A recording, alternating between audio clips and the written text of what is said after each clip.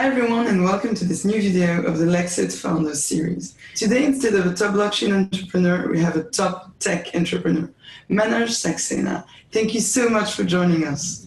Thank you. It's my pleasure to be here. So I think for those of you who don't know who he is, I think it would be great to kind of go back on his journey as an entrepreneur. Maybe Manoj, you'd like to explain how you started this journey? Sure.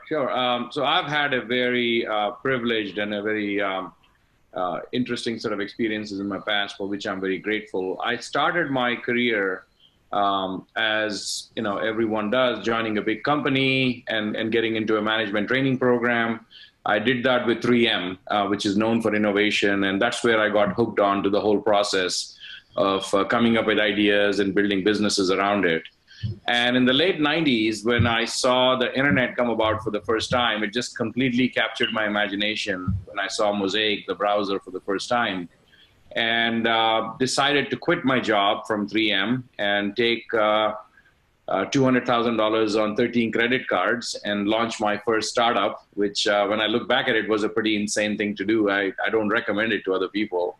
But I was so moved by the opportunity that I felt this is where I need to be. So I quit a well-paying job, which back in the day was $140,000 a year, which was a lot of money back then. And started this company to automate business processes using internet. And 3 years later, we grew the company from almost nothing to about 240 people. And we got picked up for roughly $115 million 3.5 years later by Commerce One. So that was the first journey. Then I stayed on at Commerce One for a year and started another company called Webify, which was to make business processes flexible. So the first company was to automate business processes. The second company was to make the business processes flexible, and ran that again for 4 years. We were about 150 people, a lot more efficient with the cash and the people. And then IBM acquired us, which was a great experience in its own right, because they don't buy too many companies with a great validation of the work that my team had done. And then I ended up being at IBM for almost 7 years. And there, I had the privilege of running IBM Watson as the first general manager. So I was more of an entrepreneur than an entrepreneur, where I was driving change from the inside. And ran. It was your decision, right, to push Watson in the healthcare industry? Was it your decision? Yeah, I mean, we had to select the market to go into it, absolutely. So we had to have a sense of history about what this technology is going to do for the world, and we had to apply it in an area that the history will remember us for putting it to good use. Like when the IBM mainframe came about, the first application of IBM mainframe was for helping US Census help count the people. So it was something for social good. So with Watson, we decided to apply it for cancer care as something that was a noble and a good use of a powerful technology. Now, of course, it's in many more industries. So we can say actually that you're one of the pioneers working in AI. Are you still involved in this field, in artificial intelligence? Oh yeah, very much. So, having been a serial entrepreneur, built and sold 2 companies, now then being with a big company, I decided to then go become a venture capitalist. So I have created a $100 million seed fund, which focuses on vertical artificial intelligence companies. And when I say AI, I include cloud, big data, machine learning, blockchain, everything into that. AI is more of a thread, and these are all enabling technologies underneath it. So I have a $100 million fund. We have 9 companies that are active. We invested in 14 of them. 9 of them are still alive. They just crossed $1 billion in valuation, so they continue to do well. And we have IBM as an investor in the fund, and we have USAA and others. So I'm now a coach rather than a player. All right. And so you started your journey, improving business processes, improving the efficiency of business, and now you select startups, you coach startups. So maybe for our viewers who are entrepreneurs or want to be entrepreneurs, what kind of advice could you give as how to be a good entrepreneur and how to, attract VCs to raise funds? Yeah, so I think a couple of things. First of all, just to kind of finish the storyline, I did that for automating the business process. Then I made a business process flexible. Now I'm also the executive chairman of a company called Cognitive Scale, which is one of our portfolio companies. And I spend almost half of my time there. That is about making business processes intelligent. So just like there are self-driving cars, there will be self-driving business processes, processes that will learn and evolve on their own with new data, with new customer engagement. So I think that this era that we are getting into is one of the most exciting. I think what's going on in technology now is more exciting and more powerful than the last 50 years of all technology put together. The Google CEO said that AI will be as impactful to humanity as fire and electricity was. And I think it is going to transform humanity at that scale. So clearly, for an entrepreneur, I don't think there is any better time to be an entrepreneur than now.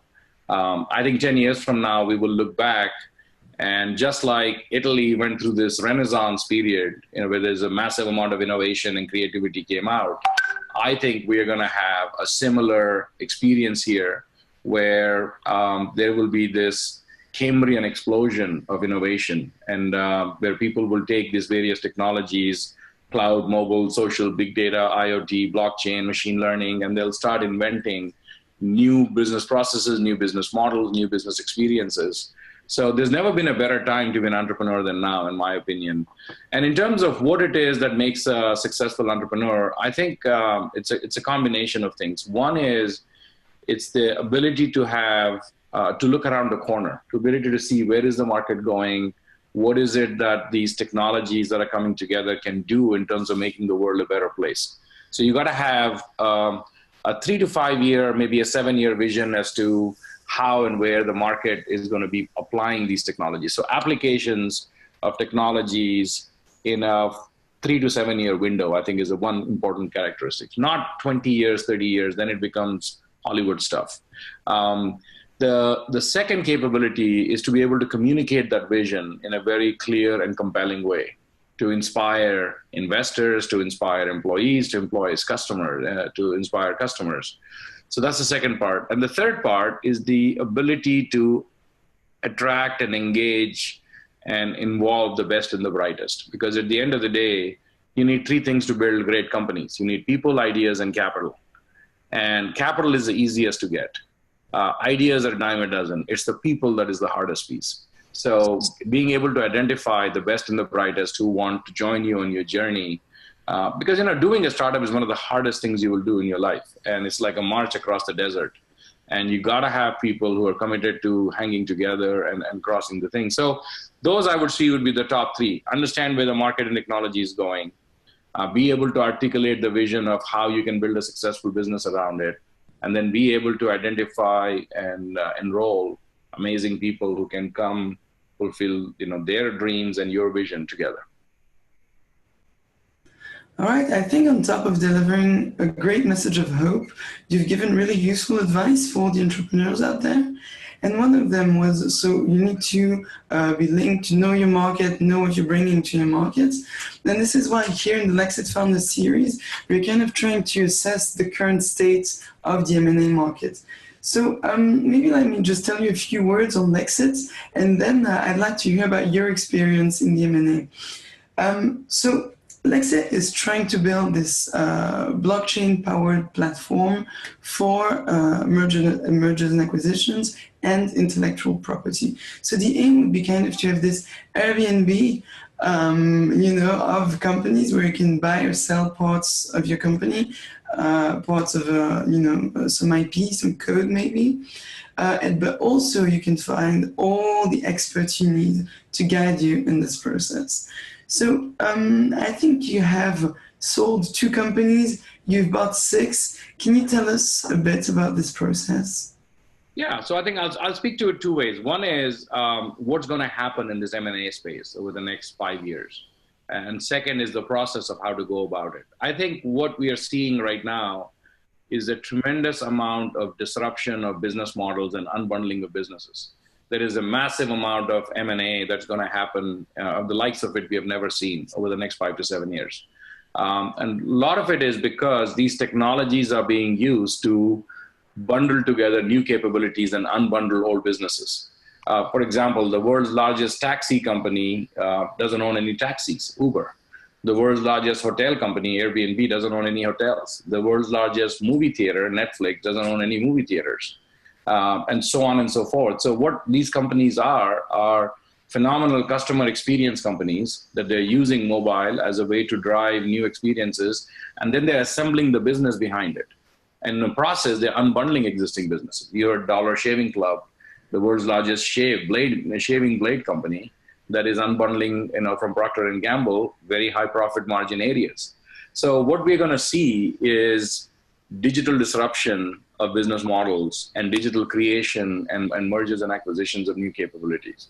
I believe in the next 7 years, there will be $100 billion AI company that's just a startup today. Okay. And so on a broader narrative, I think is a phenomenal time to be in growth and private equity and M&A. And I'm very intrigued by this model that you guys are thinking about, because as ICOs and tokens and alternative forms of currency start taking hold, I think there will be opportunities for new ways to create market liquidity around these things. So kudos to you guys for having the courage and the vision to step in and start, shaping it. In terms of the process of M&A, I think one of the most fundamental things as an entrepreneur that I've believed in is companies are not sold, companies are bought. Okay, it's a very important mindset that an entrepreneur needs to have. And anytime someone comes to me and says, I want to start a company, and I ask them why, and if they say it's to make money, I tell them to go take a cold shower. Okay, because it's the wrong motivation to start a company with, is just to make money. There are a lot more easier ways to make money in the world than to do a startup. You truly, I think, are successful if you're passionate about changing the world. And the way the world works is if you are obsessed with the dream about how you can create value for the society pays you back, the universe pays you back. But it's like, you got to love the game. Money is the scoreboard, right? The scoreboard takes care of itself. And you got to really know that I love that game, I'm going to excel at that game, and I'm going to create value out of it. So that's one part. The second part is, once you start the journey, is to not have the mindset of, okay, what's my exit strategy? Anytime I get asked the question often, okay, what's your exit strategy? In my case, it's none. There is no, it's all about building a company that creates value. It's about building a company to have enough cash to continue to fund the growth. M&A happens to be one of the avenues by which you get the money. Public markets is another, private funding is another, ICO is another, blockchain-based currencies is another. So I think it's very critical as the executives and as the founding members, you got to understand that the best companies are the companies that are bought. When you're selling, then there is a desperation, and that means, people are looking at you from a weakness perspective, and you get the kind of not the cream of the crop as acquirers. Having said that, let's kind of go deeper into the M&A process. I think there are some fundamental pieces about M&A. One is partner heavily, because partners gobble you up. So if you really do want to have scale and exit, you got to focus on building the right partnerships and the right ecosystems and create the right joint, go-to-market offerings, so that in time, the larger companies realize, hey, I need that capability to keep growing, and that's how they end up buying it. That's one. Second is, even if you're not a public company, start acting and behaving like you're a public company. From an audit point of view, from a process point of view, one of the things I'm incredibly proud of from both my acquisitions, when you get acquired, there is a thing called basket, which is like a deductible that they put on any claims that come at you over the next 3 years. If there was an employee that was fired the wrong way, there was a lawsuit, there was a contract that was done wrong, and it's like a deductible from your acquisition price. One of the things I'm very proud of is both my companies, we did not have a single claim against any of that basket. That means we ran it in a very clean way and in a very professional way. I think it's those kinds of companies that get value. And then build IP, build customers, build IP, patent portfolio. Cognitive Scale, we have over 124 patents that we have filed. And that alone, I think, is worth hundreds of millions of dollars in a very important space like cognitive computing. And then so the value you build is around 4 or 5 things. One, you build it clearly around customers. Second, you build it around products and patents. Third, you build it around your employees. Have some key talent that the market values and wants to have as an ongoing thing. And last is thought leadership and market position. You should be seen as one of those companies that is reshaping and disrupting the business. So all those pieces put together is what sets you up well for an M&A process. And when you do get to that, hire a good banker. All right. And so you mentioned that you have filed 135 patents at cognitive scale. So 124. excuse me? I think it's 124. It keeps increasing. Yeah. Amazing. And so imagine, okay, you have filed this patent, and at some point you want to sell it because you decide not to pursue this particular technology. Is there any way to sell it in an easy manner, or how would you proceed for this? Yeah, so first of all, we look at patents as mostly a way to represent a defensive move from our side, as well as a way to represent the depth of our technology and know-how. So we don't look at patents as we're going to use that to go sue someone. We don't use it as a way to go create new sources of revenue. So for us, patent is mostly around a defensive posture as well as a thought leadership posture. And secondly, in the event that we did want to do it, there are some marketplaces out there where you can buy and sell just some patents. I think these are built on older technologies, like I forget the name, NSX, or there is one like a 3-letter acronym company, but I'm not really focused on that as much. I love the part of creation and innovation than of financial engineering and repurposing. So I'd rather be building rather than creating efficiencies. And Okay, so if we take the mindset of buying rather than selling, when you want to buy a company, how do you know if the company has a good valuation? How do you find the people? First of all, how do you get connected to a company? yeah, so I think in terms of connection, it's very, so it's the flip side of what I just said. So number one, you start with people that you already are partnering with probably, because these are people who understand your market, they have a similar vision and values, hopefully. So that's one source.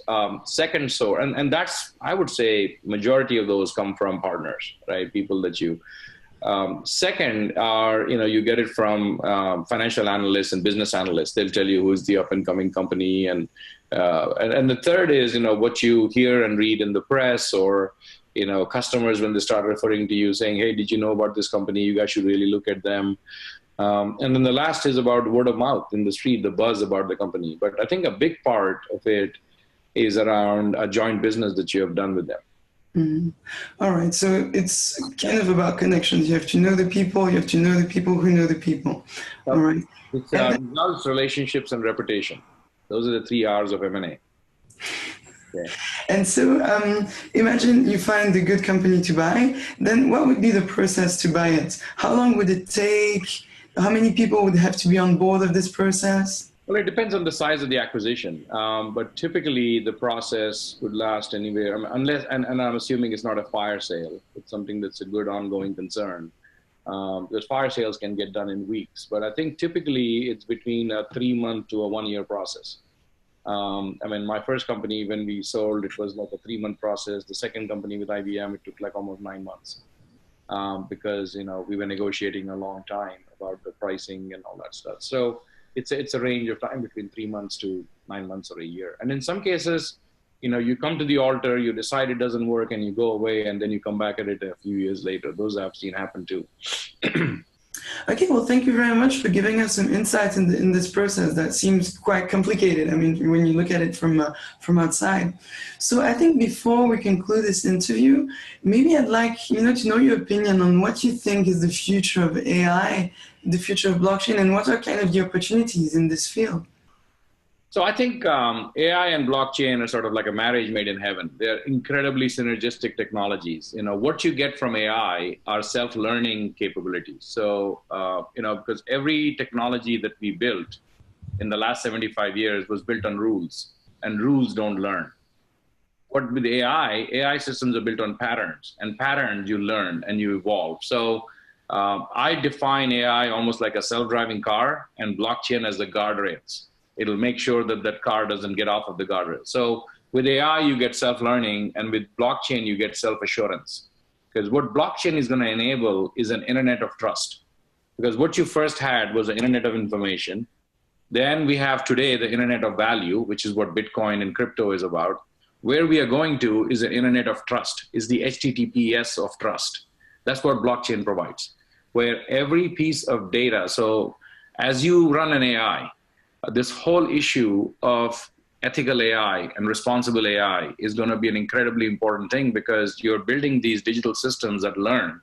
So how do you make sure that your corporate values, your ethics, and your regulatory requirements are put into that business process? And how does that bot or that particular intelligent software program get controlled so it doesn't go rogue on you? I think blockchain has an incredibly important part to play by guiding what kinds of things can be done to certain data sets, by guiding what kind of data rights are made available, by guiding what kind of privacy issues are being put in place, by guiding things like bias, things like fairness. There have been cases where people have built AI-based systems which does not dispense soap to a person of color, and it'll only dispense soap to a white hand because the whole AI was trained using hands that wear lighter colored skin. So how do you build systems, and how do you make sure that the processes are not just performing, but they're also responsible and ethical? And I think this marriage of AI and blockchain will be an incredibly important piece. And blockchain, I believe, today is being used in a very limited fashion between third parties. There's a massive application of blockchain within the enterprise itself that I think has not yet been explored. And so I remain, we call it at Cognitive Scale, we call it blockchain with a brain. How do you apply self-learning systems and self-assuring systems? And that's, I think, the next big frontier of innovation. But to kind of wrap it up, I see AI as the Uber trend. AI has become the new frontier for digital transformation. Mobile used to be what digital transformation used to be about. Web used to be what digital transformation was about. Now AI has become the frontier, and AI is enabled by multiple technologies like cloud, like big data, like machine learning, like IoT, and like blockchain. And later on, it'll be in a few years, it'll be quantum computing. So these are all like turbochargers and pistons that are powering the AI car. And I think blockchain has a very important role in an exciting future in the next few years. All right. Well, thank you so much, Manoj, for this interview today. And thanks to a viewer for watching this episode of the LEXIT Founders series. See you at the next one. Bye-bye. Thank you.